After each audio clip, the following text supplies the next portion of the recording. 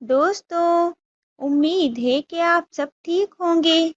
تو آج میں آئی ہوں ایک خوبصورت کہانی کے ساتھ۔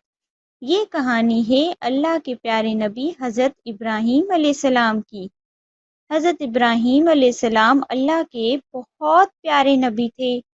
حضرت اسماعیل حضرت ابراہیم کے بیٹے تھے۔ حضرت اسماعیل اللہ کے پیارے نبی تھے۔ وہ بہت چھوٹے تھے۔ اپنے والد اور اپنی امی بی بی ہاجرہ کے ساتھ سفر کر رہے تھے۔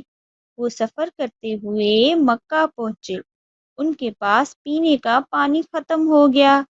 اس وقت مکہ ایک غیر آباد بستی تھی۔ حضرت اسماعیل کو بہت پیاس لگی تھی۔ وہ پانی کے لیے رونے لگے۔ بی بی ہاجرہ نے حضرت اسماعیل کو ریت پر لٹایا۔ وہ پریشان ہو کر پانی تلاش کرنے لگیں۔ مکہ وہ دو اونچے پہاڑ تھے۔ بی بی ہاجرہ 7 بار ایک پہاڑ سے دوسرے پہاڑ تک بھاگی۔ ان کو کہیں پانی نہیں ملا۔ آخر اللہ نے ان کی مدد فرمائی۔ حضرت اسماعیل نے ریت پر اپنی ایڑیاں رگڑیں۔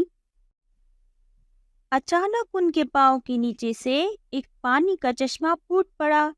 آج بھی یہ چشمہ مکہ میں موجود ہے۔ اس کا نام زمزم ہے۔ زمزم کا مطلب ہے رک جا، رک جا۔